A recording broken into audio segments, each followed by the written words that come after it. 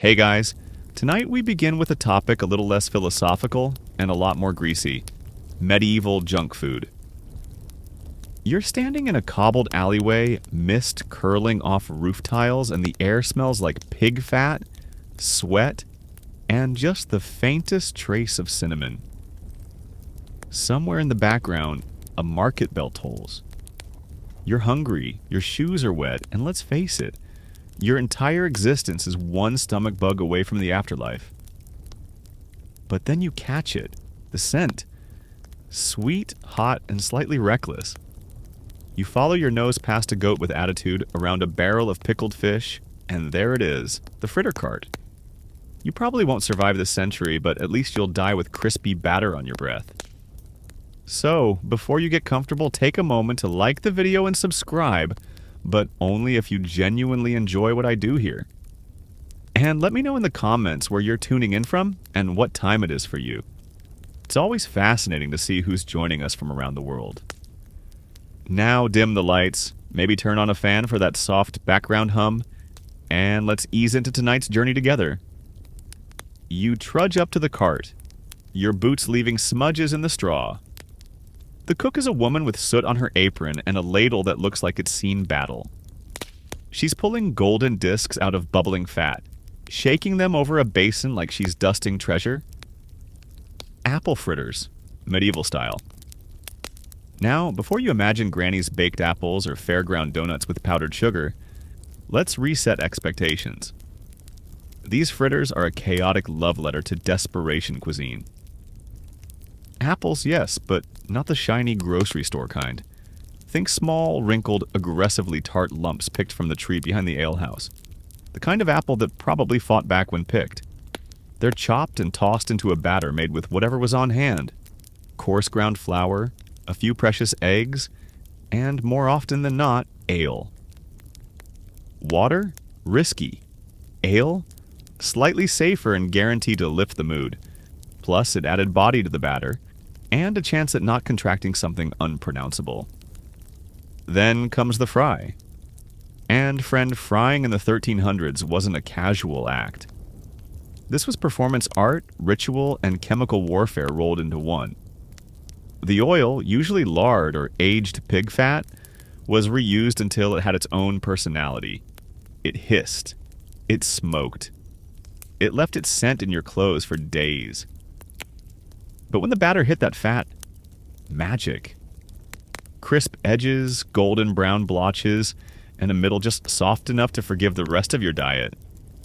And that first bite, steaming, flaky, slightly sweet, and possibly hotter than your moral resolve. That's when you remember why people tolerated medieval life. For this. For 5 seconds of bliss wrapped in a vague thread of third-degree burns. If you were rich, and I mean Castle, Falcon, and imported spices rich, you might get your fritter dusted with cane sugar, a rarity hauled across continents in sweaty sacks and guarded like treasure. But more commonly, it was honey or spiced syrup, a mix of boiled down fruit and whatever ground spice the market stall hadn't run out of. Kids begged for them, adults hoarded them, and birds... Well, birds were your fiercest competition. Picture a three-way standoff between a merchant, a monk, and a particularly determined raven. Winner gets the last fritter. Loser gets pecked. But here's the fun twist. Apple fritters were street food. You didn't need a feast or a noble's favor. You just needed a few coins and a tolerance for grease. Fairs, saints' days, harvest festivals, any gathering where people were crammed together and smelled slightly of livestock was fair game for fritter vendors, even funerals. Because nothing says "we'll miss you" like fried fruit in a paper cone. The batter itself varied wildly by region and mood. Some added breadcrumbs. Others used almond milk instead of eggs during fasting periods. In monasteries, the batter might get holy water, though, let's be honest, it was probably just really diluted wine. Historians still argue whether fritters count as luxury or survival food, but the truth is, they were both. A treat, yes, but also a clever way to disguise slightly fermented apples and make use of stale flour. And in a society where every ingredient had to earn its place, that's no small feat. You didn't waste apples, not even the ugly ones, especially not when they could become portable joy with enough batter and courage. By the way, the term fritter back then covered a broad culinary mess. You could fritter fish, cheese, vegetables, even herbs. Fritter basically meant I dunked it in batter and made it better. It was culinary forgiveness, redemption by oil, and like most things fried in history, the aftermath was complicated. You didn't walk away from a good fritter. You waddled. You tried to wipe your fingers on your tunic and just made things worse. You made mental notes to repent at church because you definitely just sinned via gluttony and possibly lust. And still, you went back for more.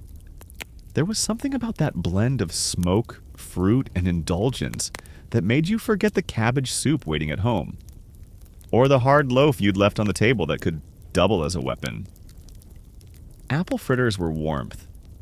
A little rebellion wrapped in golden crackle.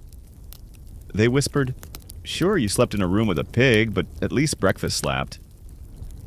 So next time you look at a donut and think, "Hey, too sweet," remember the villagers of old, risking stomach aches and scorched tongues for a fleeting bite of something magical. And be grateful you don't have to fry yours in mystery fat that's older than your landlord. You wipe the grease from your lips with a sleeve that's already seen better days and step away from the fritter cart, momentarily satisfied. But only momentarily, because now your fingers are tingling from the sugar crust and your stomach is suddenly aware that while it's had dessert, it skipped dinner. You wander the market square a little deeper and find something far less glamorous, yet oddly magnetic.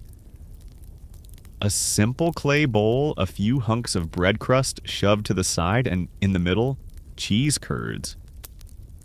They don't glisten, they don't ooze or stretch. They're not even pretending to be luxurious, but there they are, sitting in the open like medieval popcorn. And just like that, you're intrigued. Let's be real, medieval cheese curds were not engineered for aesthetic appeal. They squeaked, sometimes they jiggled, and depending on how fresh they were or weren't, they might fight back when you bit into them. But they were everywhere.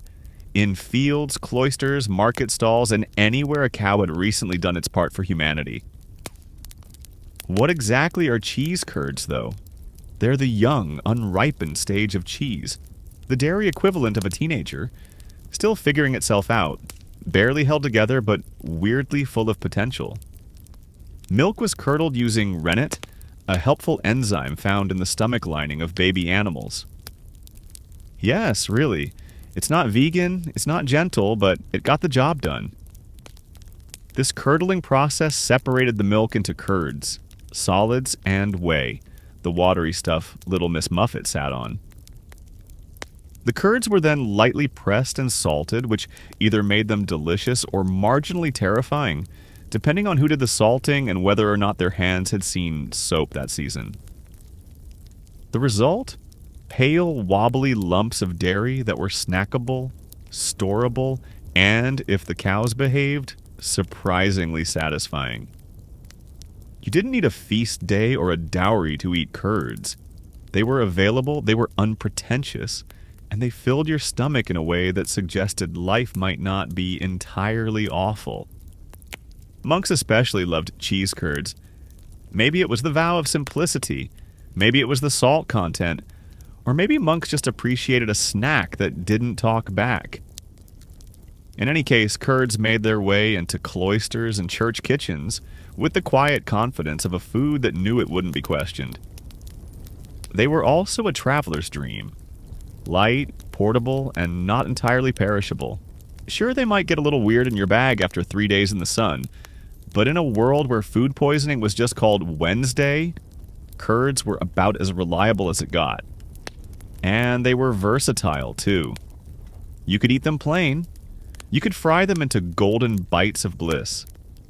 You could crumble them into a stew and call it cheese soup. You could even throw them at someone, an act both culinary and communicative. In villages, cheese curds might be handed out during fairs or bartered by kids with cheeky grins and suspiciously sticky fingers. In cities, they appeared in market stalls with signs that said things like, "Fresh today" or "Blessed by the Abbess," even though the abbess probably had nothing to do with it. Medieval marketing was aspirational, not accurate. What made them so lovable, though, was their honesty. Cheese curds weren't trying to impress you. They didn't come garnished with herbs or wrapped in fig leaves. They were just little blobs of curdled dairy, hoping you'd be too hungry to care. And you were. Especially if your other snack options included hard bread, suspicious broth, or yet another boiled root vegetable with dreams of grandeur. Now, not every curd was a delight. Some were too salty. Others had been left out too long and developed personalities. But you ate them anyway because they were better than nothing and arguably better than most things. Also, they gave you something to chew while you waited in line, walked home, or eavesdropped on gossip about the Baron's weird new hat. There's a fringe theory among food historians that curds helped define medieval patience. After all, it's hard to be mad when your mouth is busy processing lactose-based ambiguity. You didn't shout at the baker or the tax collector. You just chewed slowly and let your rage ferment. And let's talk about texture.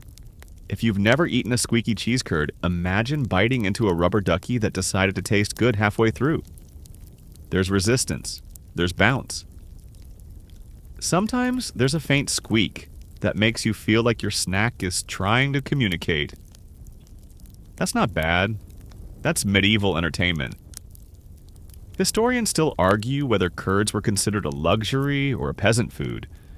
On one hand, they required access to fresh milk, and not everyone had a cooperative cow. On the other, they were so common that they became culinary filler, used in pies, pasties, or anything else that needed a vaguely edible boost. Some towns even had local curd competitions, pitting dairymaids against one another in a low-stakes, high-fat battle for bragging rights. Did they take it seriously? Of course they did. This was a world where butter was currency and cheese was practically religion.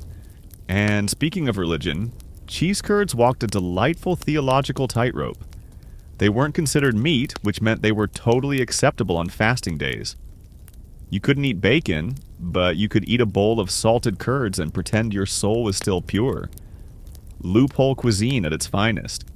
Occasionally cheese curds got elevated, wrapped in leaves, layered in pies, or dipped in honey if someone in the kitchen was feeling fancy. But most of the time, they were dropped unceremoniously into a bowl and handed over with a nod. No ceremony, no garnish, just a warm squish and a promise of caloric comfort. In the end, cheese curds were the underdog of medieval snacking, quiet, dependable, and a little weird. They weren't glamorous, they didn't demand attention, but they showed up.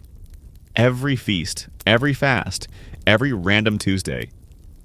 So the next time someone offers you a gourmet cheese board, just smile politely and imagine a medieval peasant proudly holding out a squeaky curd like it was treasure. Because to them, it absolutely was. You're feeling bold now. 2 snacks down and your stomach is tentatively hopeful. Like a medieval villager who just heard the leeches are taking the day off. But as you round the corner past a noisy rooster and a very suspicious pile of cabbages, your nose twitches. Something earthy, vaguely sweet, and entirely confusing is drifting from a baker's stall. You approach with caution, and then you see it. Turnip pie. Your stomach recoils. Your curiosity leans in. Because, honestly, what is this? A joke? A dare? A moment of culinary optimism gone terribly off script? Turnips, dear listener, are not dessert. They are not joy. They are not, by any known standard of the senses, something that whispers, treat yourself. But medieval cooks, they had vision or desperation, possibly both. You stare down the pie, flaky on the edges, sturdy on the bottom, and slightly uneven in color, as if even the crust wasn't entirely convinced it belonged in this equation. The filling glistens with a kind of hopeful sheen. The baker smiles a little too proudly.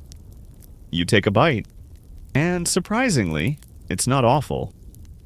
Let's unpack this unexpected triumph. In the Middle Ages, sugar was expensive. Apples weren't always in season, and people were hungry in a way that made them look at root vegetables and think, what if I trick this into being cake? And so the turnip pie was born.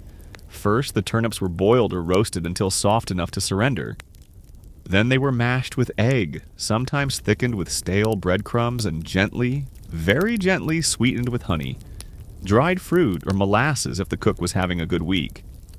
The mixture was then dumped into a crust made of flour, water, maybe a touch of lard, and a lot of wishful thinking. Historians still argue whether turnip pies were genuinely loved or merely tolerated. What we know is they stuck around for centuries. Because the truth is, in a world where snack usually meant a scrap of onion or a crust of ale-soaked bread, warm, mildly sweet, and not screamingly offensive was practically a Michelin star. And it wasn't just peasants tucking into these veggie desserts. Monks loved them.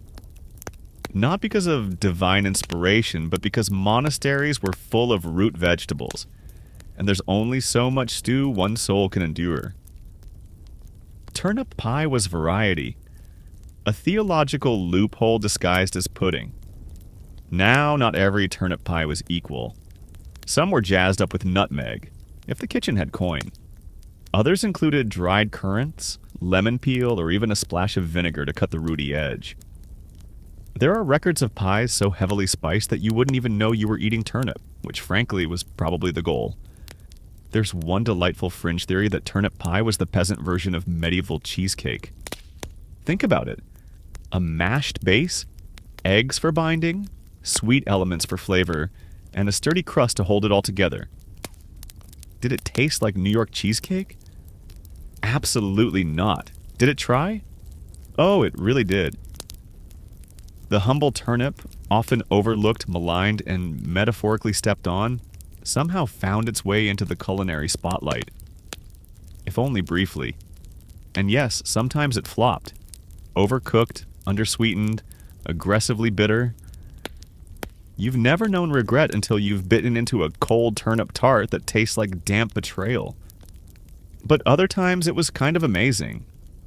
A reminder that medieval cooks were master improvisers. Give them root vegetables in a fast day, and they'd give you dessert, whether you wanted it or not.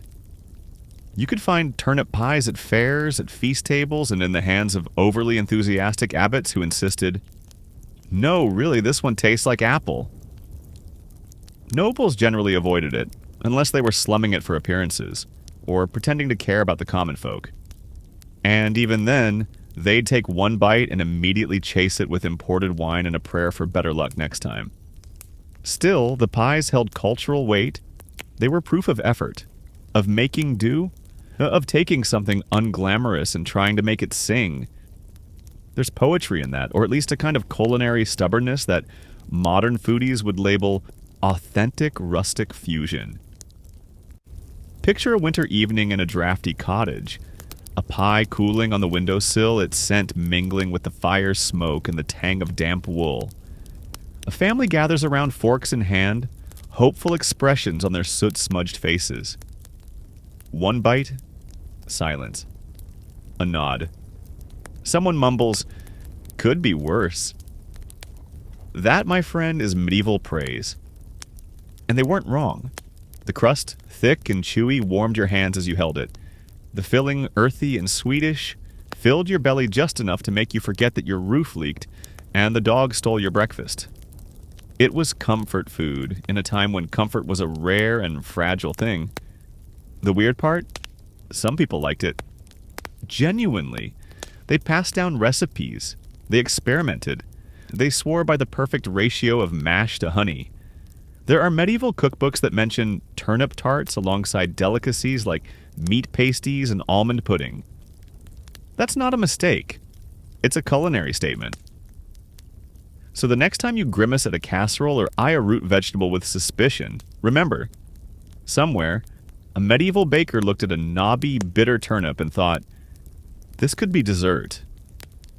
And then they made it happen. Turnip pie is not glamorous. It's not decadent. But it is real. Honest. A reminder that sometimes joy is quiet, unexpected, and vaguely beige. You're still chewing, still trying to decide if you actually like that turnip pie or if your brain is just running out of other options. Either way, it's growing dark, and the market is thinning. But then a familiar scent hits. Meaty, savory, rich, and all thoughts of root vegetables evaporate. You follow the smell to a stand where a wide woman with forearms like siege engines is pulling golden brown parcels out of a hot clay oven. One glance tells you all you need to know. Meat pasties. If apple fritters were the dessert you didn't know you deserved, and cheese curds were the snack you didn't ask for but secretly needed, meat pasties were the undisputed main event. The MVP of medieval comfort food. Picture a handheld pie. A half moon of dense dough folded over a chaotic, glorious mess of minced meat, herbs, and whatever else the cook found lying around that day. They were hot. They were heavy. They leaked slightly. They burned your mouth every time, and still you never learned. Because they were so worth it. And they were everywhere. Street corners, tavern tables, monk kitchens, miners' lunch sacks. A well-made pasty could feed a hungry adult for hours or give them a solid reason to nap in the sun behind a church. The genius of the meat pasty wasn't just in its flavor, it was in its engineering. The crust was thick and rugged, built not for delicacy but durability. This wasn't a flaky pie meant for forks and courtiers. This was food for people who worked, who got dirty, who carried tools and occasionally had to dodge chickens on a muddy road. And the crust had a purpose beyond mere convenience. In mining towns, the edge of the pasty was often made extra thick, not to be eaten, but to be used as a handle. Miners would hold the crust with soot-blackened fingers, eat the rest, and toss the dirty grip to the cave floor, or to the ghosts of the underworld, depending on who you asked. Some even carved their initials into the pastry shell, a kind of edible signature. Because nothing says, that one's mine, like a pie with your name baked in. But let's talk filling. Oh, the filling. If you were lucky or lived near a manor estate, it might be something respectable. Pork, mutton, or venison. Real meat, identifiable by texture and flavor. But more often, meat was a flexible term. Rabbit, pigeon, eel, hedgehog. Yes, hedgehog. Anything that once had legs, feathers, or an unfortunate run-in with a cart could find its way into a pasty. Spices were added not just for taste, but for tactical misdirection. Pepper masked the slightly aged quality of the meat. Garlic added mystery. Sage convinced you this wasn't leftovers but a recipe, and sometimes it worked. There were also vegetarian versions. Root vegetables, leeks, cheese. These were often made for fasting days or monks trying very hard not to go to hell for eating squirrel again. They weren't quite as indulgent, but they were still better than porridge. The pasty was more than food. It was a survival tool. It could be carried for miles, eaten on horseback, reheated on a shovel over a fire, or traded for favors and ale. Soldiers carried them. Sailors craved them. Drunk peasants cried about them. They were the medieval version of fast food, quick, greasy, and suspiciously addictive. Historians still argue whether the pasty was invented by miners in Cornwall or bored cooks in France. The truth is probably both. Like most great inventions, the meat pasty appeared where hunger met practicality. And once it arrived, it stayed. It shows up in 12th century texts, 14th century cookbooks, and 16th century complaints from bishops about unholy pies consumed within the cathedral yard, which frankly only made people want them more. And yes, sometimes they were awful. Undercooked crust, overcooked filling, the kind of meat that smelled like regret. But at its best, a bite of a fresh pasty was a moment of quiet triumph in a noisy world. Imagine it. You're a farmhand at the end of the harvest, pockets empty, fingers raw, and someone hands you a warm, greasy, meat-stuffed pasty. You take a bite. The crust flakes a little. The filling is hot and spicy and just ambiguous enough to make you not ask questions. For 10 minutes, you forget your blisters, your tax collector, and the smell of your cousin's sheep. That's power. Nobles, of course, took the pasty and made it weird. They stuffed theirs with swan or peacock or gilded trout and served it at banquets with carved fruit and harp music. But the real heart of the pasty remained in the hands of the working class. It was food that didn't judge. It didn't need a plate. It didn't need a reason. One particularly cheeky medieval recipe even suggested stuffing a pasty with fish and raisins, then sealing it with sugar to confuse the eater. Culinary prank? Probably. Noble cuisine?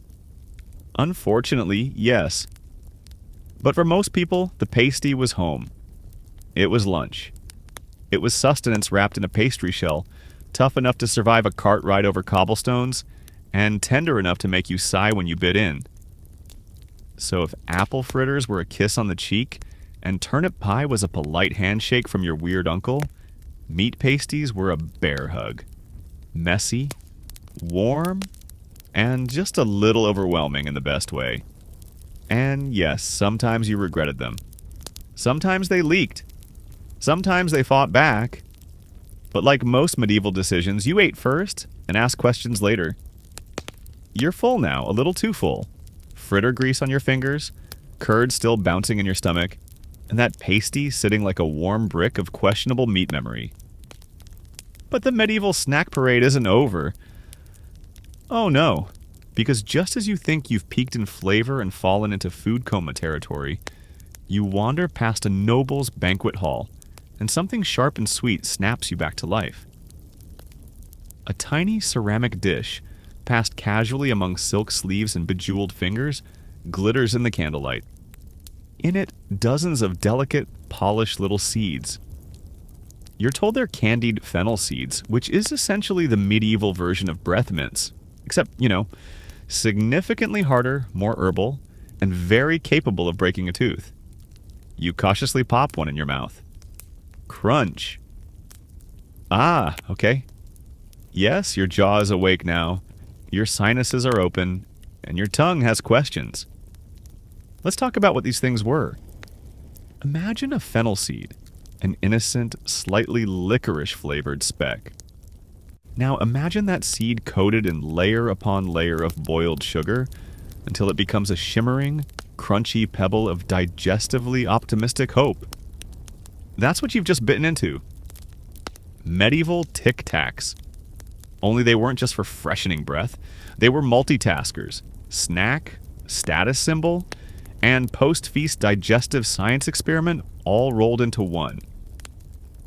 Candied fennel seeds had range. They were served at noble banquets, used in religious feasts, and sometimes handed out after meals by hosts who wanted to show off their wealth and concern for your halitosis. Because sugar? That wasn't just expensive, it was imported, processed by hand, and guarded like treasure. To coat something as small as a seed in it was the culinary equivalent of saying, I have both money and patience. And the process?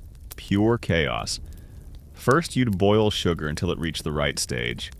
Hard crack if you're lucky, sticky disaster if you're not. Then you'd pour that molten sweetness over a bowl of seeds and stir like your life depended on it. Let it cool. Repeat. Do this dozens of times. Sugar, stir, cool, repeat. Over and over until you had what looked like candy and what felt like a dental risk wrapped in a spiritual experience. Historians still argue whether these seeds were more medicinal or indulgent. Fennel itself was known for its digestive properties, supposedly able to ease bloating, calm the stomach, and ward off whatever was making your intestines sound like a haunted wine barrel. But the candy coating? That was 100% indulgence. It didn't make the seed more effective. It just made it more expensive, and a lot more fun to suck on while pretending to understand the lute solo happening 3 chairs down. Let's not romanticize too much, though. The flavor wasn't universally adored.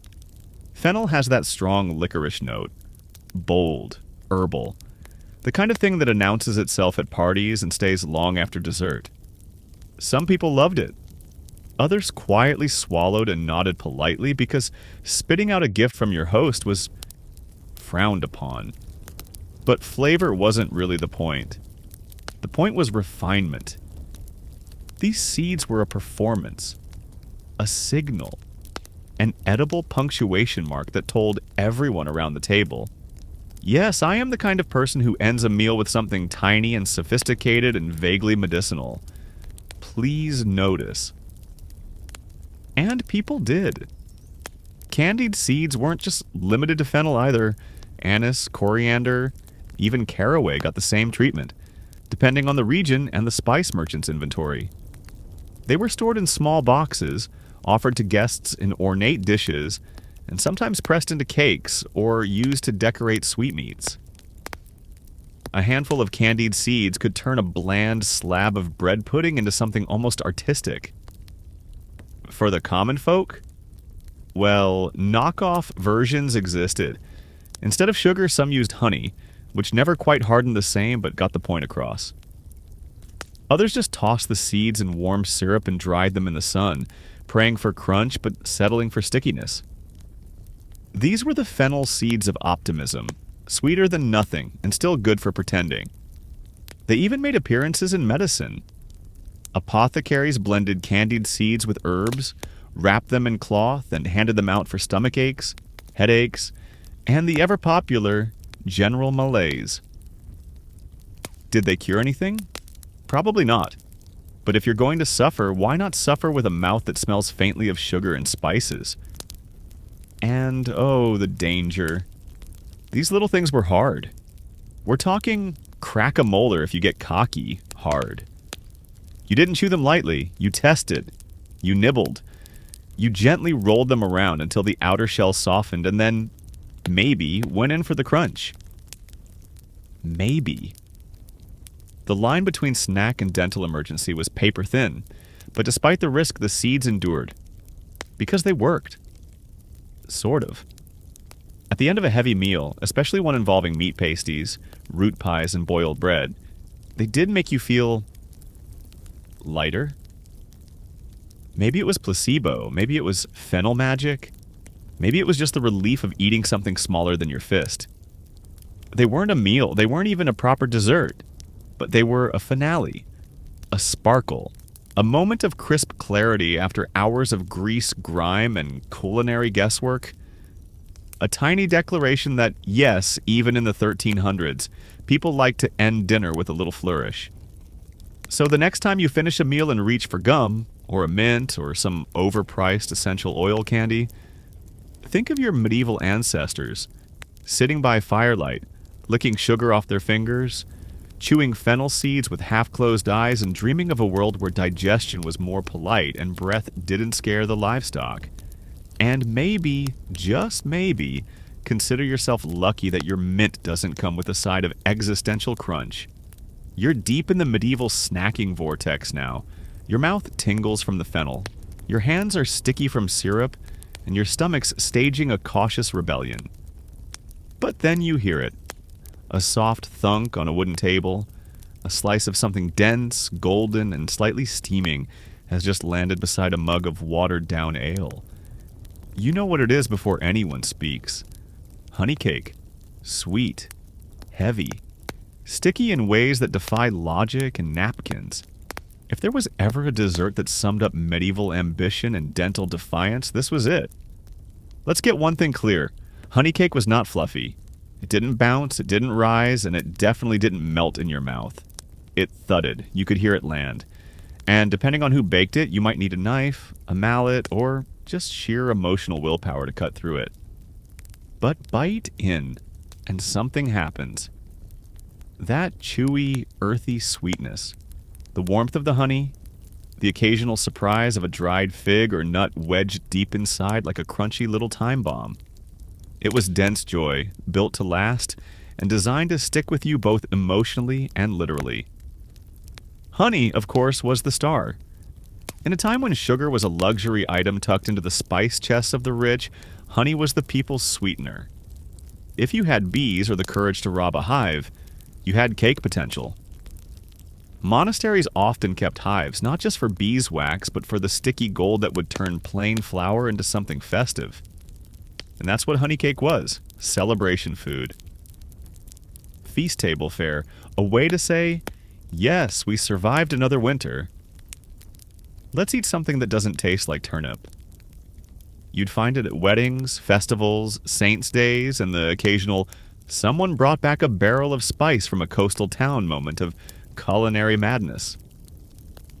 The basic recipe was simple: flour, water, honey, maybe an egg if the hen had a generous morning, maybe oil or lard to soften the chew, maybe spices, nutmeg, cinnamon, cloves.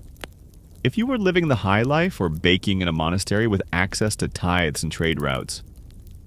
But even in its simplest form, honey cake felt rich. It clung to your teeth. It warmed your chest. It made you pause for a second before the next bite, as if it demanded respect. Some versions were baked in pans.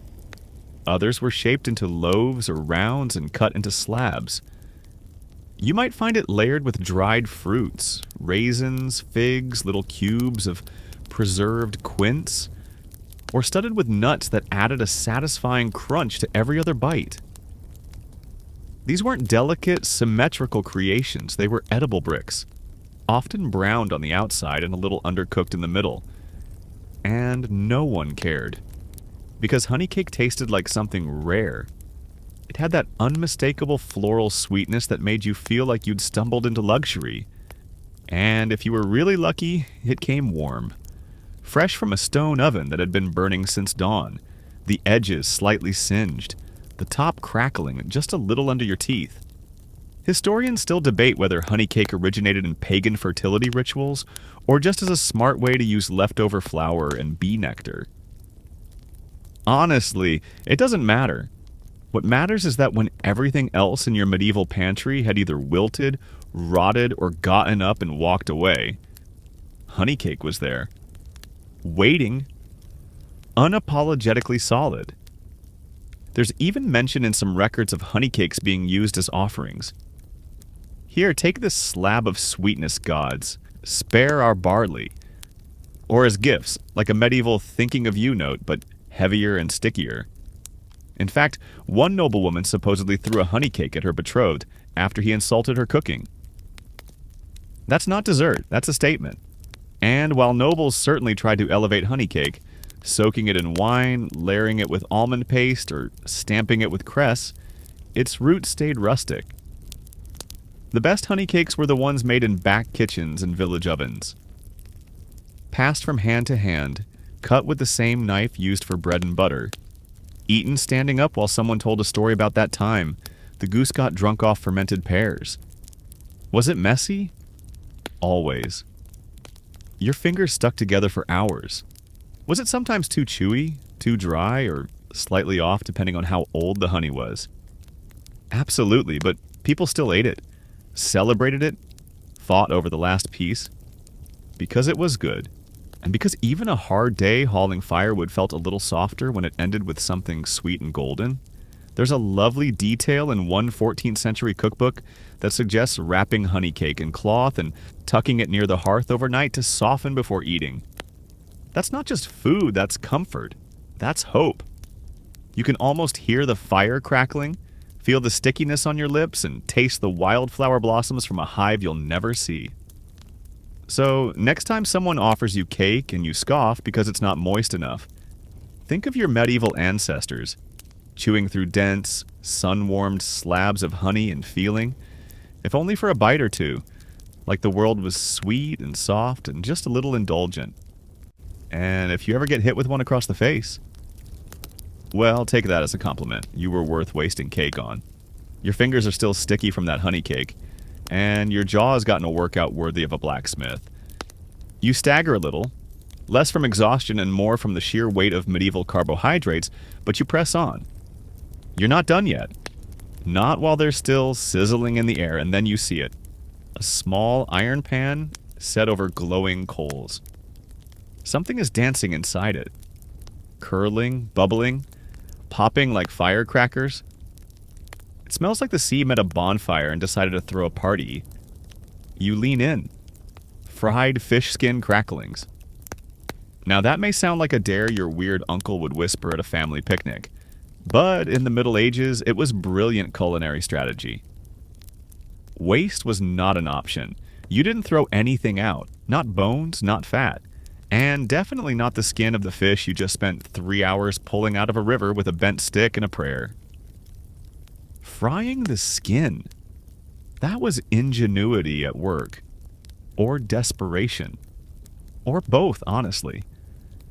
Fish was everywhere in medieval Europe. Rivers and streams teemed with herring, eels, trout, any creature foolish enough to wiggle into a net. The meat was used in stews, pies, or smoked for storage. The heads went to the cats, the guts to the compost pile or to someone very brave, and the skins, well, they became snack magic. You'd take the skins, cleaned and stripped but still slightly slick, and toss them into boiling fat. Ideally pig fat, because that's what you had. It would hiss, it would pop, and then the transformation would begin. In seconds, the limp, rubbery skins would curl up like scrolls, blister and brown, then settle into brittle, golden ribbons of crunch. You'd fish them out, no pun intended, with a slotted spoon or whatever passed for one, dust them with salt, and that was it. Done. No sauces, no apologies. One bite, and you'd get it. Crispy. Slightly chewy. Tastes like concentrated sea with notes of smoke, brine, and the occasional whisper of, "This probably wasn't refrigerated." But it worked. Because your mouth wanted texture, it wanted contrast. It wanted something loud and unapologetic, and medieval fish skin cracklings delivered. They weren't just good, they were practical. Light, salty, high in fat, and shockingly shelf-stable for something that once squirmed. Soldiers took them on the road. Sailors packed them in barrels. Peasants sold them outside taverns for a few coins and the smug satisfaction of turning scraps into sustenance.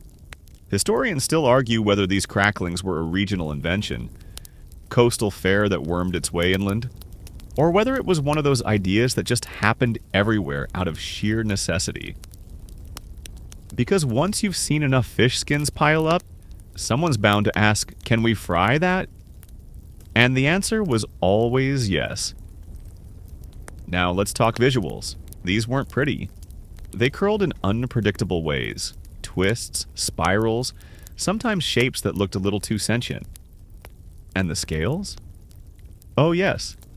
Sometimes they were still attached, gleaming like medieval confetti that dared you to keep chewing. You did. Because flavor beat aesthetics every time. And the smell. Oh Lord, the smell. Frying fish skins did not whisper. It announced itself with bold confidence and stayed for hours. If you cooked them indoors, your home would smell like Poseidon's laundry for a week. But you'd be forgiven. Because people loved them. In taverns, they were served alongside mugs of ale, the crunch competing with the din of drunken conversation. In homes, they were late-night snacks, eaten by candlelight while the dog stared at you jealously. In markets, they were bagged in cloth pouches and sold next to dried turnips and dubious-looking pears. Kids liked them. Adults swore by them. Birds tried to steal them. One chronicler even noted that fish cracklings make agreeable food for men and mischief alike, which may be the best review a medieval snack ever received. Some cooks experimented. Garlic if you had it. Crushed herbs. Vinegar sprinkled on while still hot. A dash of black pepper if you were flirting with extravagance. But even plain, they hit that primal snacking spot. Crunchy, salty, and just a little greasy in a way that made you want to chew slowly and stare into the fire for no reason at all. Of course, not everyone loved them. Some people thought they were peasant food. Too simple, too smelly, too undignified. Nobles wouldn't be caught dead with one unless it was carefully arranged on a silver platter beside a roasted swan.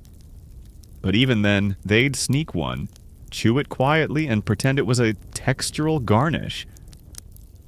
There's even a theory, unconfirmed but deeply satisfying, that fish skin cracklings were used as bribes. Help me fix the fence and I'll give you 3 Crispies. If true, that would be the earliest known case of snack-based diplomacy. And the best part? They lasted. Not forever, but longer than bread, longer than fruit. Long enough to make you feel like you had a secret weapon in your satchel.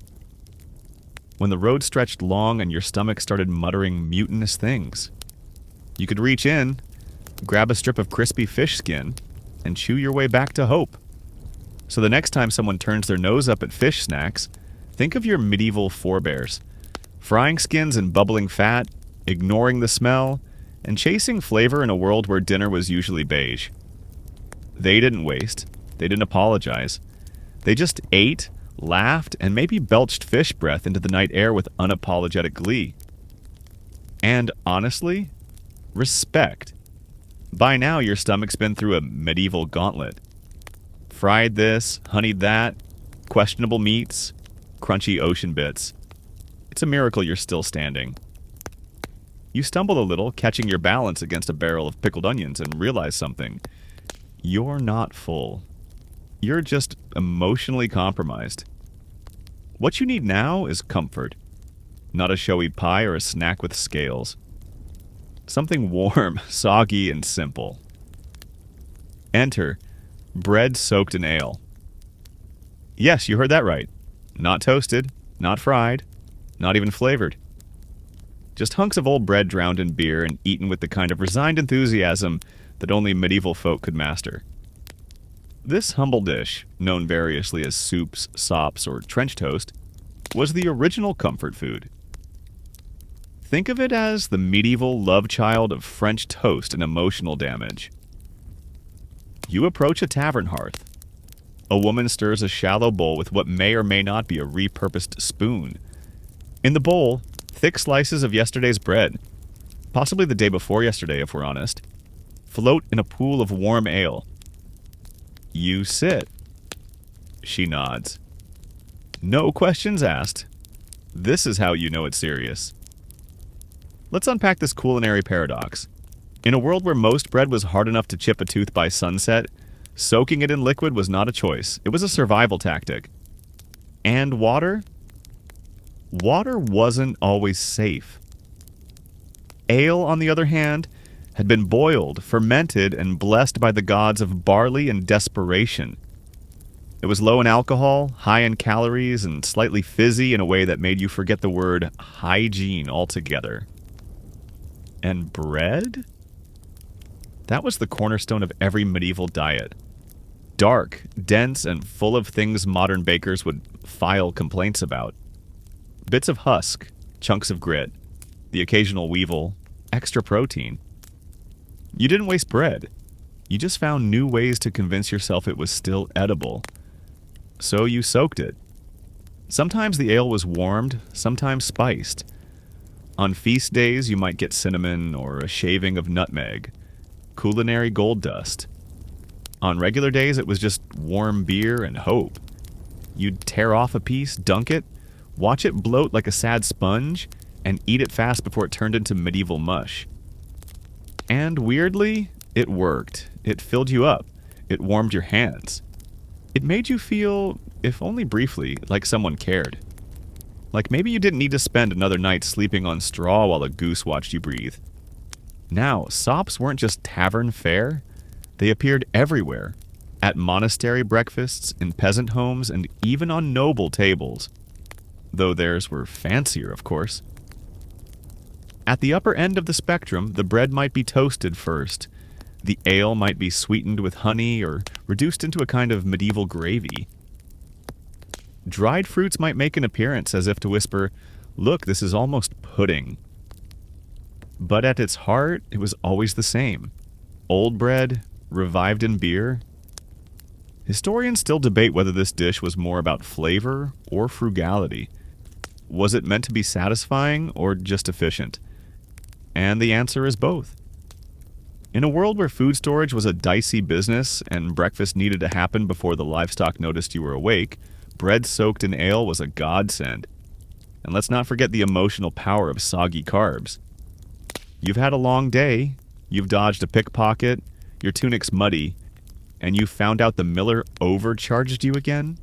But you come home, pour ale over some crusty bread, sit by the fire, and suddenly things feel, okay, not good, but less terrible.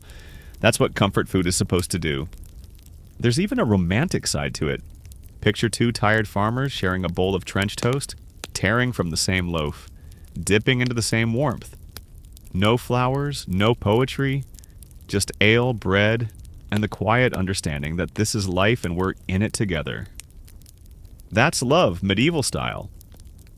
Of course, not every version was great. Sometimes the ale was turning, sometimes the bread had ambitions of becoming a new life form, and once soaked, you had a 5-minute window before it devolved into a bowl of sadness. Eat fast or face the consequences. Timing was everything. Children loved it, partly because it was warm, partly because they didn't have teeth yet. Old folks loved it for the same reason, though they'd never admit it. And everyone else? Well, it was filling, it was fast. It was food that didn't judge you, even if you were eating it with your fingers in a hut that smelled like wet dog and regret. The beauty of ale-soaked bread was its dual purpose. It was nourishment, yes, but also a clever way to stretch ingredients. Bread too stale to chew? Ale too flat to drink? Combine them and pretend you're doing something intentional. That was the medieval kitchen motto. Pretend it's a recipe. And for what it's worth, it wasn't all slop. Some cooks layered it. Bread, ale, maybe a bit of onion or melted cheese. Then another layer of bread. A proto-casserole, if you will. Add heat, add hunger, and suddenly you've got something that could pass for rustic cuisine on a modern gastro-pub menu. So the next time you throw away bread because it's not fresh, think of your medieval counterparts, salvaging every last crumb, pouring beer on it, and calling it breakfast. They didn't waste. They didn't whine. They just got on with it. Bread and ale, two ancient pillars of survival. Simple, humble, and weirdly comforting when they teamed up in a bowl. No frills, no flair, just carbs and coping. You're starting to see a pattern here. The medieval world didn't do dainty. It did functional, and sometimes confusing. Just when you think you've adjusted to the idea of soaking bread in beer, the universe throws a curveball wrapped in lace and self-importance. Sops and wine. You've wandered into noble territory now. You can tell because the bowls are glazed, the bread is a little less brick-like, and the wine actually smells like grapes instead of vinegar and broken promises.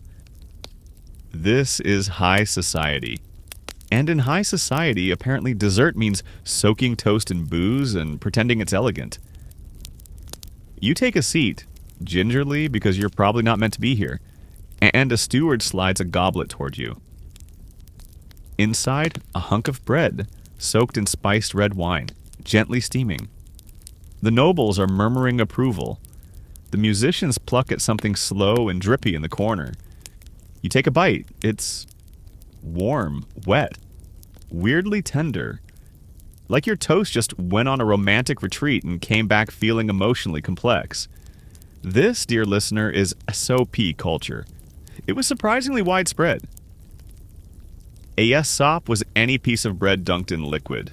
Broth, ale, wine, gravy, whatever was around. The dish started as pure practicality. Bread was a sponge and you didn't waste a drop. But somewhere along the line, nobles took it, bathed it in mulled wine, and called it dessert. The base was often slightly toasted bread, firm enough not to dissolve instantly, soft enough to yield when properly soaked. The wine, usually warmed and steeped with spices, cinnamon, clove, nutmeg, maybe a bit of honey or rose water if the cook was being dramatic. The result was a deeply flavored, gently boozy, soft chew delicacy that lingered in your mouth and whispered, "You're fancy now." Historians still argue whether esops and wine were ever considered true desserts, or if they were just a way to signal, this banquet has lasted too long and no one can chew anymore. Either way, they were popular, especially in noble houses and monasteries where there were more spices than scents and more bread than decisions. And they weren't eaten casually, no hands, no teeth-first nonsense. You used a spoon. You savored. You made eye contact with no one. The dish made appearances at weddings, vigils, post-hunt feasts, and any meal that required a polite ending. A bit of soggy toast in a gold-rimmed bowl could smooth over political tension, awkward silences, or the fact that your cousin just announced he was joining the clergy instead of taking over the family mill. Some sops were laced with dried fruit or nuts. Others included cheese, which confused everyone but got a pass because monks insisted it was a textural surprise. There's even a rare recipe involving a poached egg on top, turning dessert into a weird breakfast-in-a-bowl situation that no one really requested. But the real joy of wine sops wasn't their flavor. It was their symbolism. Bread was humble. Wine was divine. Soaking one in the other? That was metaphor, baby. Rich people slurped theology without even realizing it. Peasants had their own versions, less poetic, more vinegary. Stale bread dunked in sour wine or watered-down cider. No spices, no fruit, just survival and slight bitterness. It wasn't a dessert, it was dinner, or breakfast, or the culinary equivalent of sighing through your entire meal, but even they called it sops. And for a brief moment, both ends of the social ladder were dunking bread in liquids and pretending life made sense. Let's pause here for one of my favorite medieval quirks, bread hierarchy. Yes, there was a ranking. At the top, manchet, a soft, white, finely sifted flour bread reserved for nobles and very lucky monks. Middle tier, cheat bread, coarse, brown, respectable. Bottom rung, trencher bread, a thick, dry, borderline wooden loaf used as edible plates. Guess which kind ended up in your wine? If you were noble, manchet. That stuff soaked like a dream. If you were everyone else, you hoped your bread didn't splinter when it hit the liquid. And let's not forget the ambiance. Eating sops and wine wasn't just a meal, it was a performance. The fire would crackle. Harp music played. Nobles dipped bread with pinkies out and spoke in hushed tones about land disputes and embroidery trends. It was classy. It was cultivated. It was wet toast. Still, it had its place. After courses of heavy meat, pies, cheese, and overcooked beans, a soft bite of warm wine bread was weirdly refreshing. It helped settle the stomach, slow the pacing, and bring everyone back down to earth before the final prayer or spontaneous lute duet. Was it great? Not always. Sometimes the wine was too sour or the bread too old. Sometimes the spices clashed, and sometimes you were just too full to pretend to enjoy lukewarm dessert stew. But it was tradition. It was refined. And it beat ending the meal with another round of pickled eel. So next time you think soggy bread is a culinary sin, remember this. For centuries, people served it in gold bowls, smiled through the weird texture, and called it sophistication. Because nothing says, we've conquered the world, like dunking toast in wine and pretending it's fine dining. Your mouth is sticky with wine-soaked bread. You're not sure if you've just had dessert or accidentally wandered into an edible metaphor. Either way, you're craving something simpler. Something with a little chew, a little sweetness, and slightly less existential confusion. And then you see it. A small wooden bowl filled with shriveled, wrinkled, oddly glistening things. They look like they've been hiding in the back of a cupboard since the Crusades. A child runs past, snatches one, and pops it into his mouth with glee. Dried fruit. Welcome to medieval candy. Sugary, chewy, shelf-stable, and possibly hazardous to your dental health. Figs, dates, raisins, prunes. These were the stars of any noble feast tray, monastery pantry, or ambitious kitchen garden. They weren't flashy, they didn't melt, They didn't sparkle, but they got the job done, especially if that job was to satisfy your sweet tooth and subtly yank out a molder. Let's get this out of the way. Dried fruit in the Middle Ages was not soft. It was not moist. It did not come in adorable resealable pouches with cartoon grapes on the label. It was dense. It was leathery. It came in hunks or chunks or suspicious slabs that doubled as snacks and projectiles, but it was sweet. So sweet. Drying fruit concentrates sugar like medieval alchemy. You take a fresh fig, dry it under the sun or smoke it over a low fire, and suddenly you had a sticky, bite-sized sugar bomb that could survive long journeys, cold winters, or that one cousin who always showed up unannounced. And in a world where sugar was still considered a miracle, dried fruit was the next best thing. Raisins were the workhorse, ubiquitous, adaptable, and often hiding in places you didn't expect. Pies, puddings, spiced stews. Yes, stews. Nothing says surprise like a chewy grape in your meat broth. Figs were beloved for their intense sweetness and seeds that doubled as medieval floss. They were imported when possible, cultivated when lucky, and hoarded always.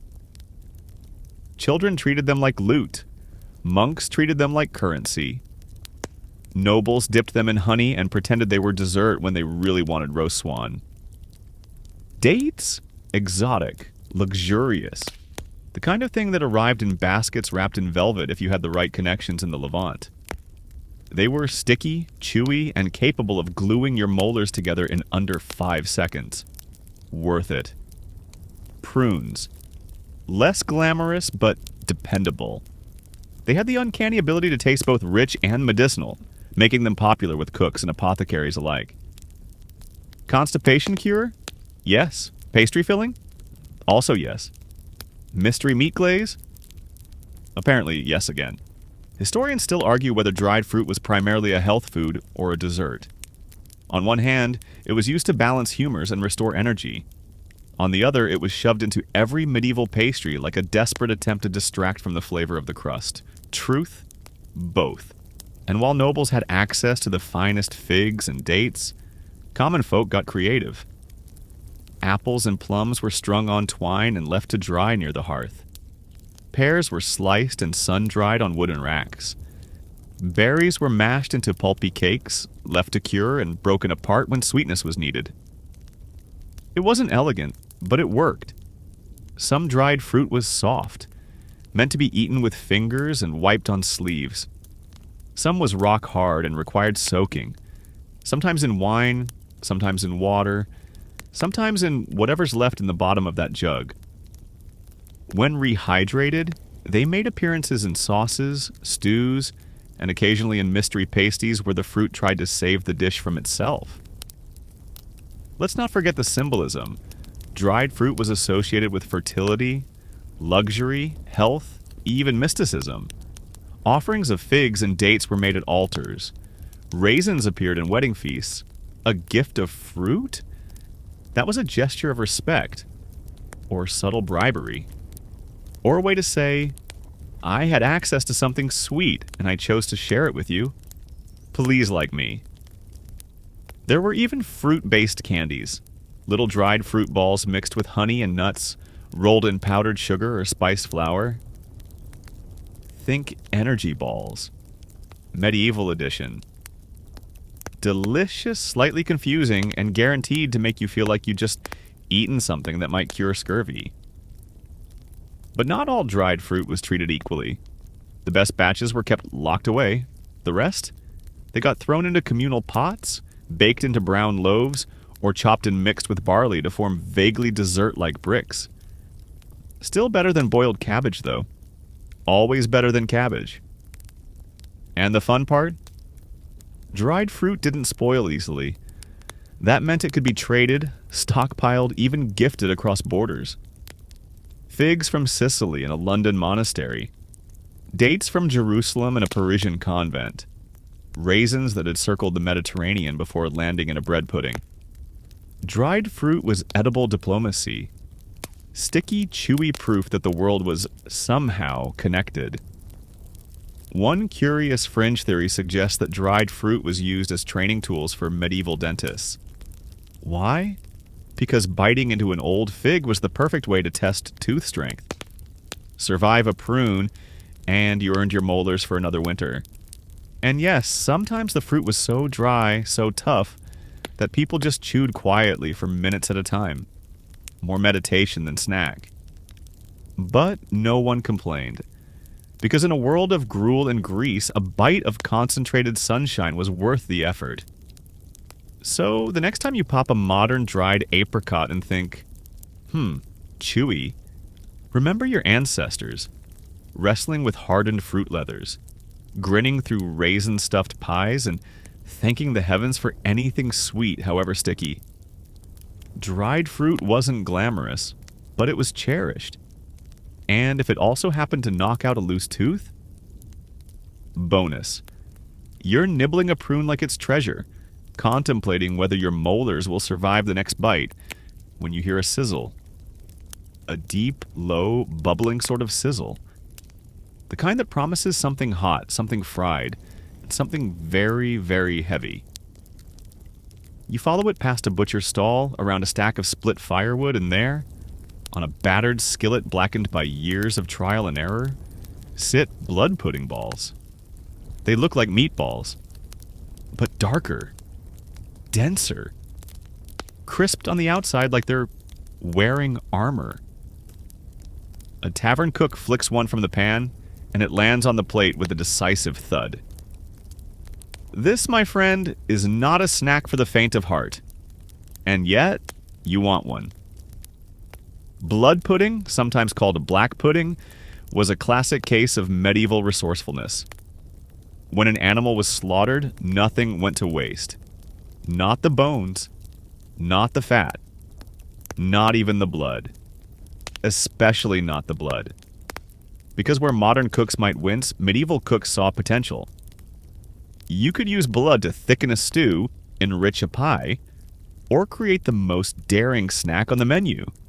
A savory, iron-packed, oat and onion-filled fried ball of boldly seasoned coagulation. Let's walk through the recipe. First, you needed fresh animal blood. Typically pig, though in a pinch, any would do. To that, you'd add oats or barley to absorb the liquid and give structure. Then onions, chopped fine and fried. Then sweet, beef fat, lard, or whatever unctuous treasure your butcher could spare. Then came the spices. Pepper, sage, marjoram, if you were feeling fancy. Mix until thick and sticky, form into balls, and drop them into hot fat until the outsides darken to a glorious, ominous crisp. Take a bite, and what you get is rich, savory, and slightly metallic. It's earthy, deep. It doesn't flirt, it punches. But in a world of bland stews and endless barley, that boldness was a gift. Blood pudding balls weren't for every palate. Even in medieval times, some folks wrinkled their noses. But for those who liked them, they were sacred. Common at markets, fairs, and anywhere a pig had recently met its destiny, they were cheap, filling, and wildly efficient. You could eat 2 and skip dinner. Eat 4 and wonder if your soul had been replaced by sausage. And yes, they were also breakfast, especially in colder months when your breath fogged in the morning and your bones needed something solid before heading out to wrestle firewood or plow frozen earth. A couple blood pudding balls, a mug of ale, and you were basically invincible. Or at least temporarily distracted from the fact that you lived in a house made of damp wood and prayers. Monks made them. Peasants loved them. Nobles. Well, they approached with caution. Some lords embraced the trend, especially those with military backgrounds. Warfare makes you appreciate dense protein on the go. Others regarded blood pudding as peasant food. Too crude, too bold, too red. But they still ate it behind closed doors when no one was watching. Historians still debate how far back this snack goes. There are mentions of blood-based sausages in Roman texts and references in Norse sagas of warrior feasts involving iron-rich morsels. It's not hard to imagine a Viking, grease on his beard, popping a blood ball into his mouth and declaring it good enough to follow me to Valhalla. And there were regional variations too. In parts of Britain, the balls might be wrapped in caul fat, a lacy membrane of pork that crisps like edible lace. In Germany, they evolved into blutwurst, rich sausages instead of balls. In France, boudin noir. Everywhere had a version, and every version insisted theirs was the best. One fringe theory suggests blood pudding balls were early forms of ration food. Easy to make, easy to store, for a short while, and high in calories, they fed soldiers, travelers, and anyone needing energy that stuck to the ribs, and possibly the arteries. It was survival food with swagger. But let's not pretend they were perfect. If the blood was old, or the fat poorly rendered, or the spices imbalanced, the result could be challenging. Iron overload, grease-slick regret, a texture that made your tongue ask whether it was still friends with you. Still, people came back for more, because they were indulgent, reliable, and oddly comforting. Like biting into something primal, like tasting strength. They were also absurdly popular during feasts celebrating the slaughter of pigs. Pig Killing Day, an event equal parts chore, ritual, and block party, was followed by a cookfest. Sausages, lard pies, and blood pudding balls by the tray. Fried up, passed around, eaten hot while standing barefoot in straw. It was celebration cuisine. If your idea of celebration involved slightly macabre finger food and a communal appreciation for nose-to-tail cooking. You could also eat them cold, if your appetite was brave and your stomach was made of medieval steel.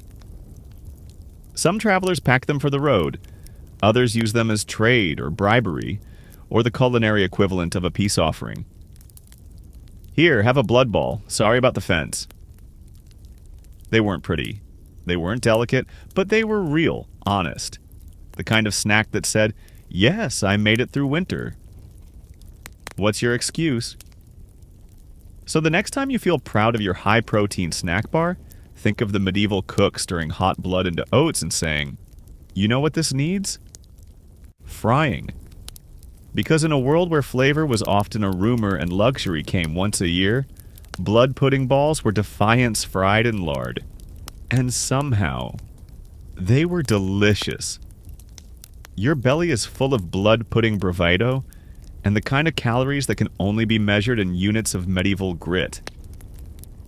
You wander lazily now down a narrow lane lined with ash and wood smoke, and just as you start wondering if you've finally hit your limit, your nose twitches. Again. A cook is pouring ladles of pale batter onto a hot, greased griddle.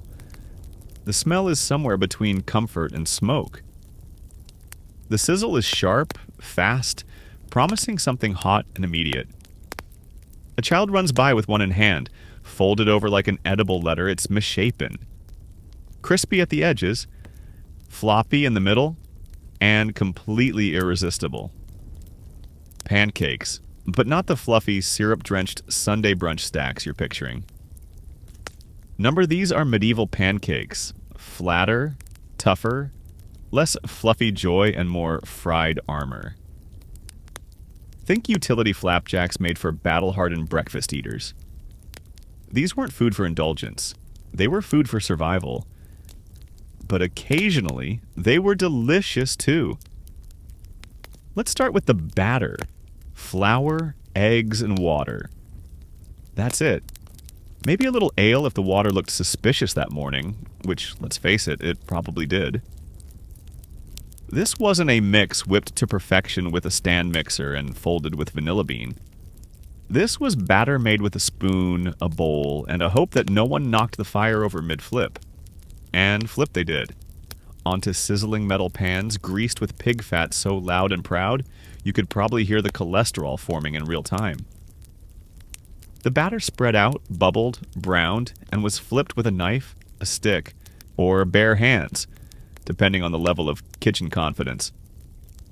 What came off the fire was a thin, chewy, occasionally blistered round of sustenance. It might be a little burnt. It might be a little raw in the middle. Sometimes both. But it was hot and filling.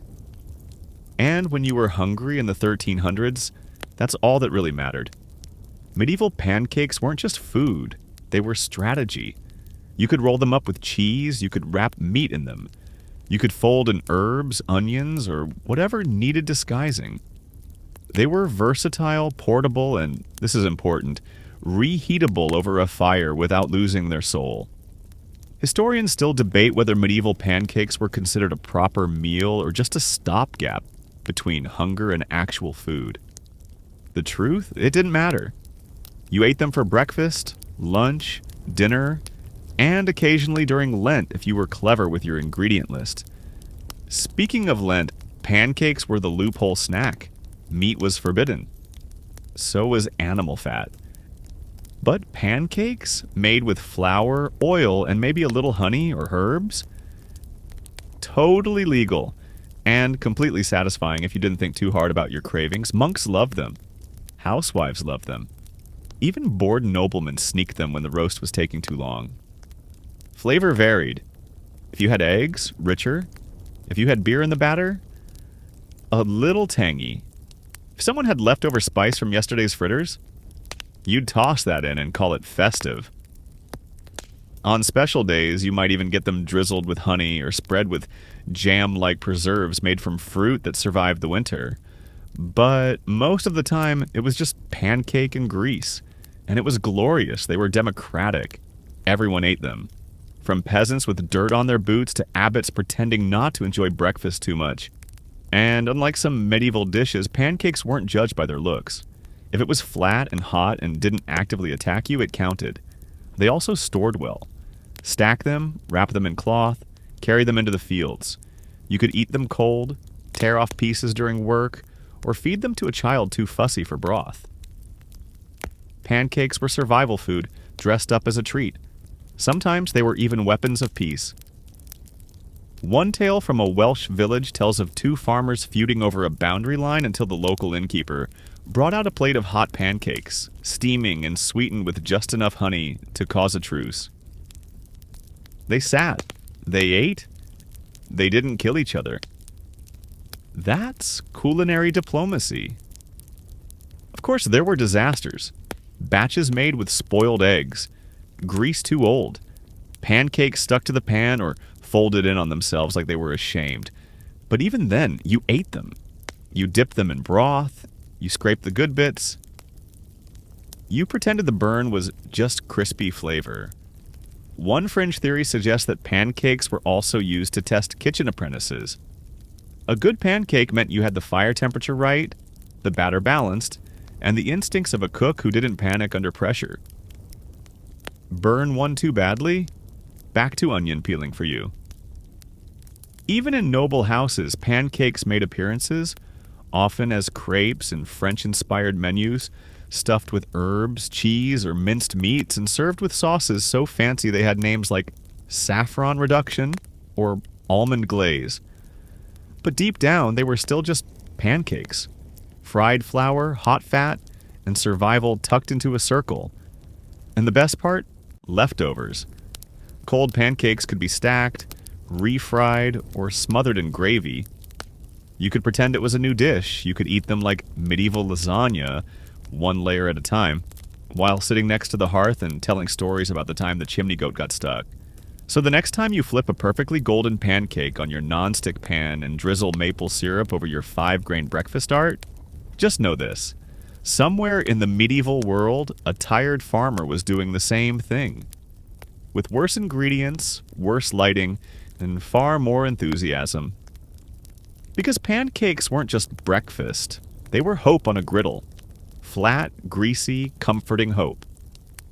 You're seated by a crumbling stone wall now, pancake in one hand, grease-smudged contentment on your face, when a bell tolls nearby.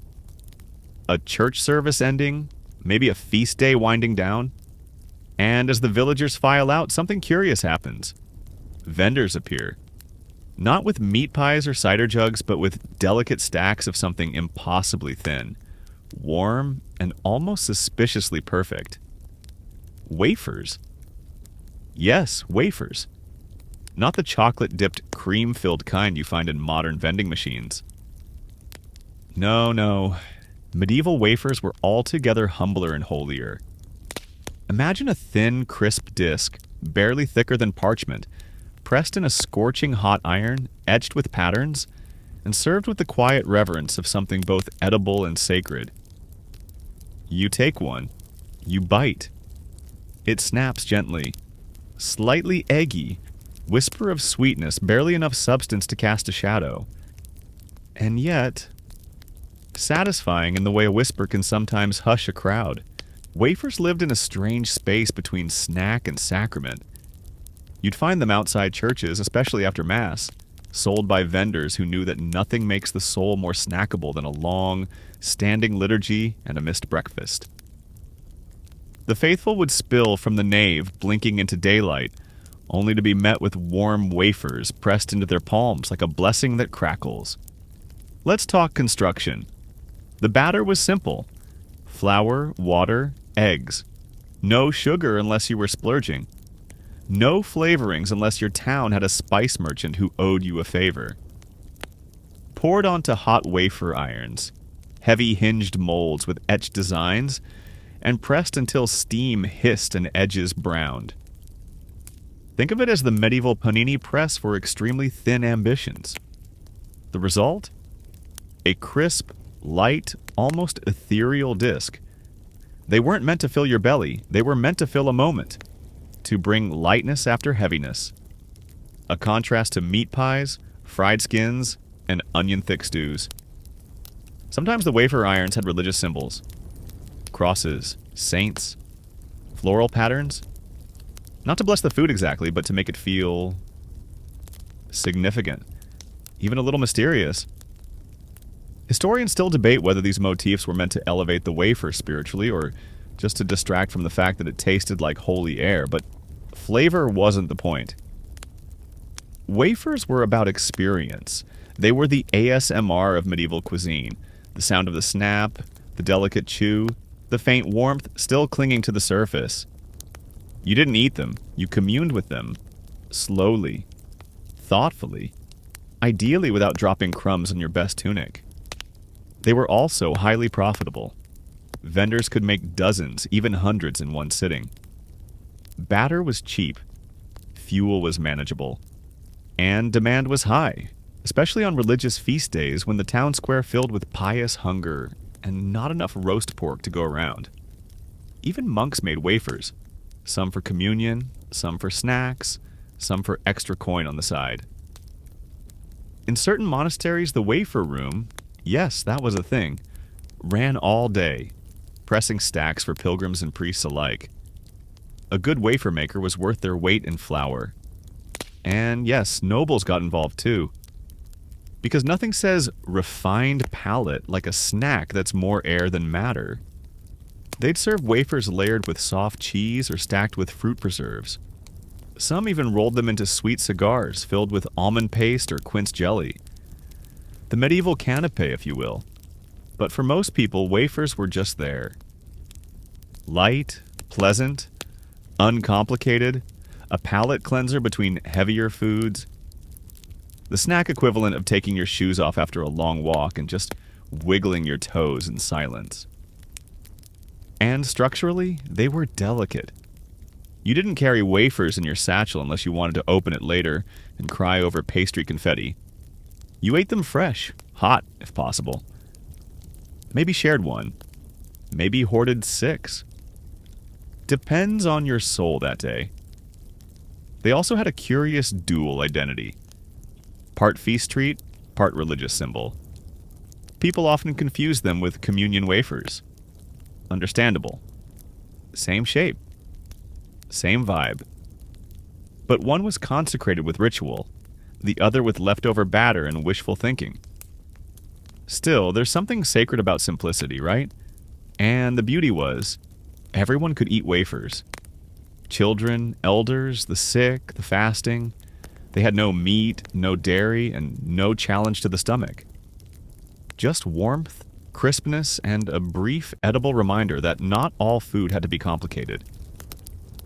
One fringe account from a 14th century France mentions a woman who used to fold tiny messages into her wafers, blessings, proverbs, or the occasional love note.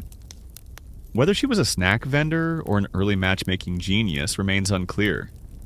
Either way, she understood something modern fortune cookies only dream of. People will eat anything if it whispers secrets. So the next time you bite into something airy and light and think, this is barely food, remember your ancestors, lining up outside churches, pressing coins into flour-dusted palms, and biting down on a cracker-thin dream that cracked back. Medieval wafers weren't grand. They weren't rich.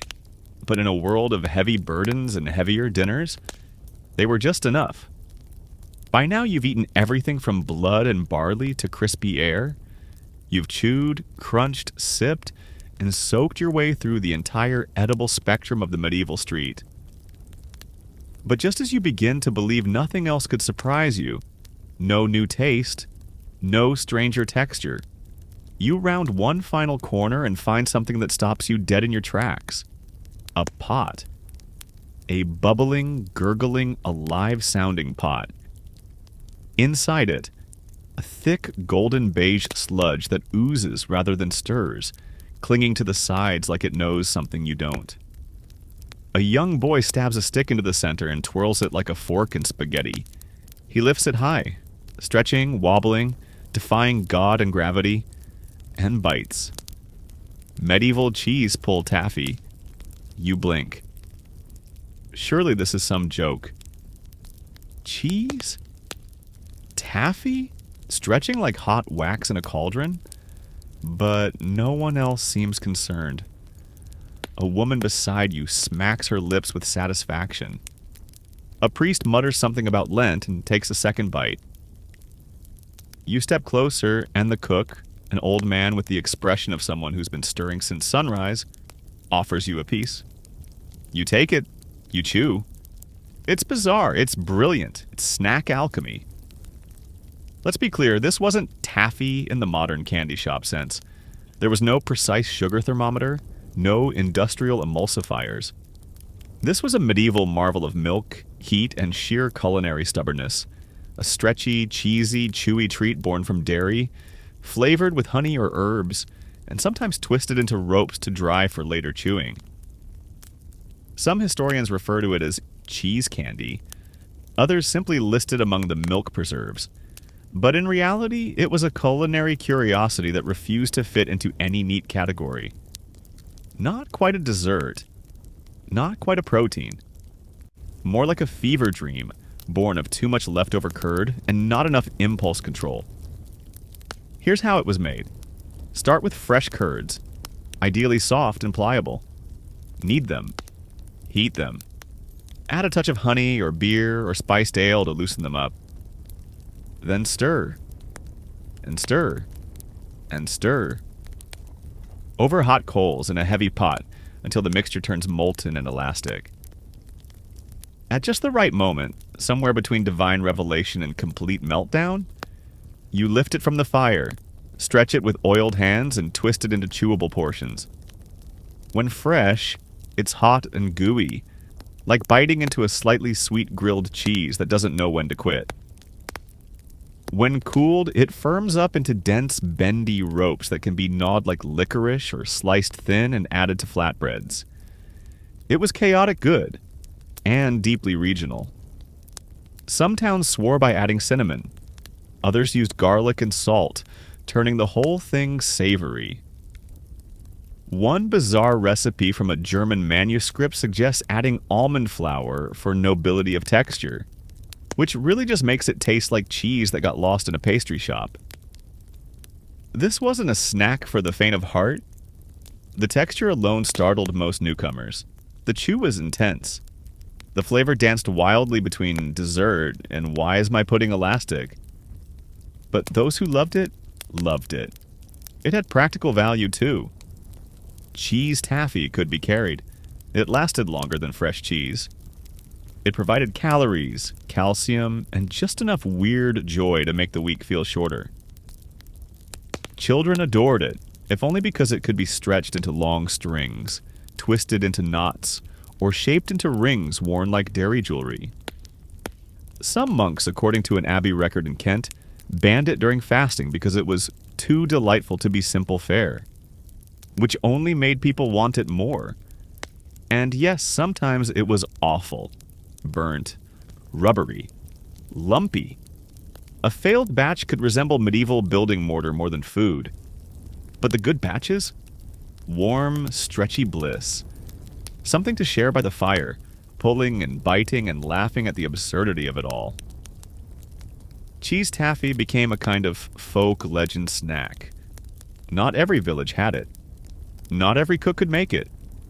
But when it showed up, you remembered. Even if it stuck in your molars until the next market day.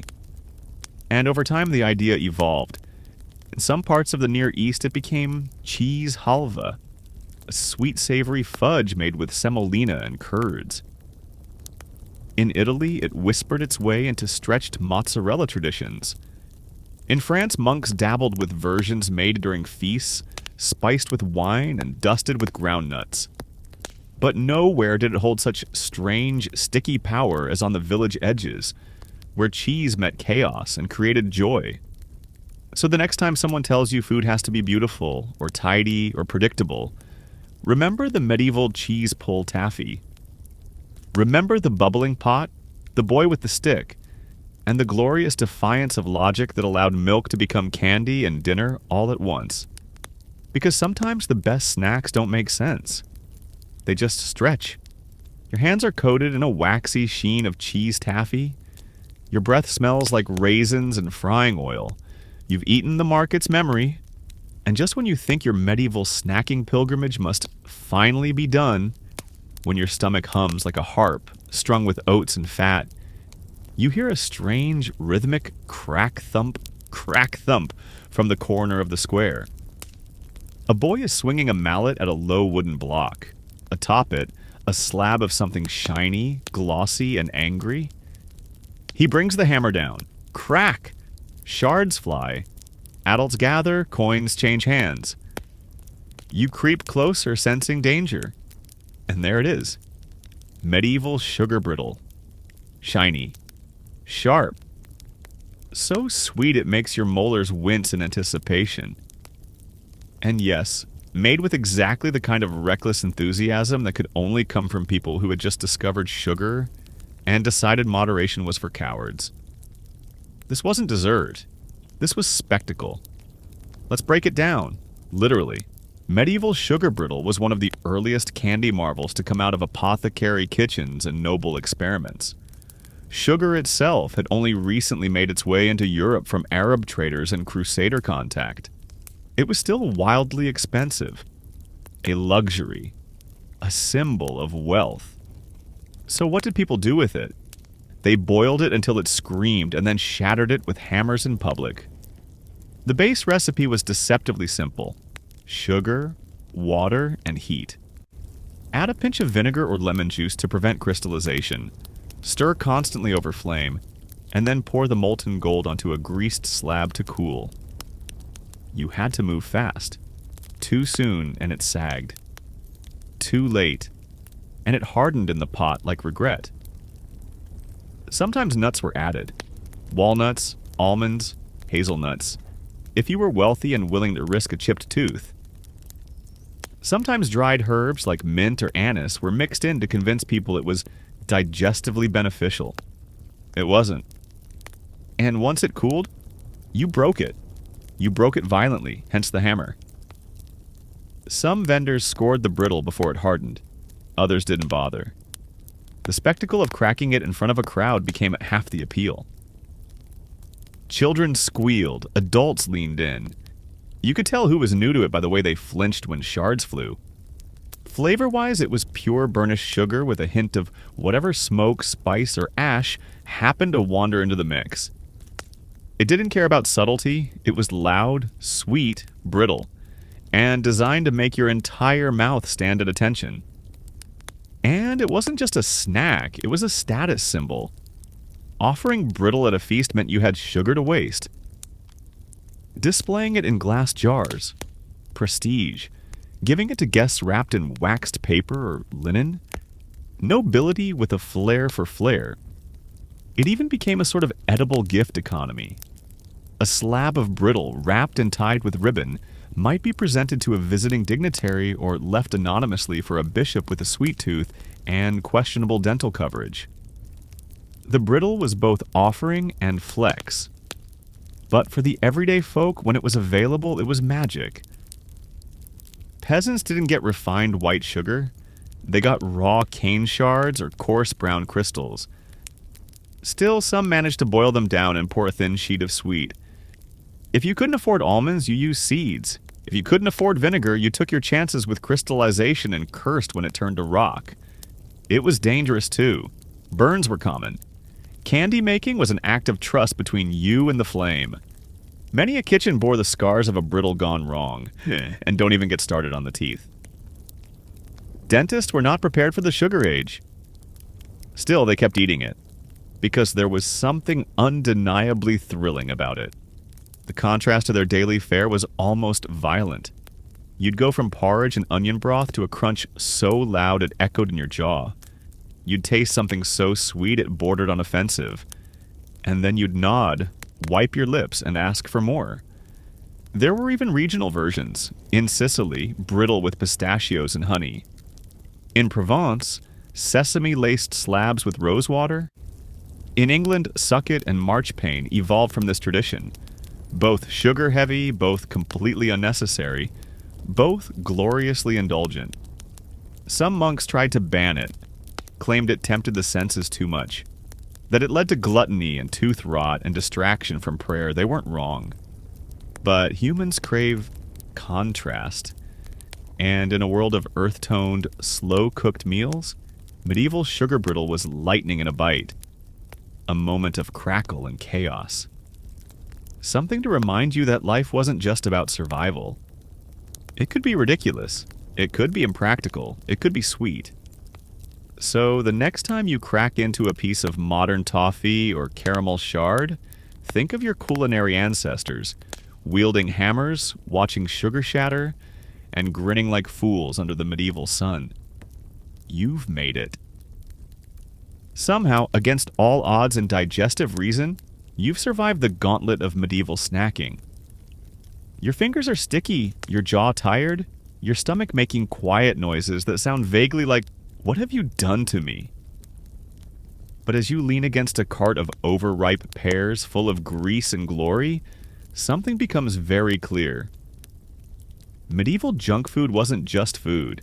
It was rebellion, resourcefulness, a quiet kind of joy in a world that often forgot what joy tasted like.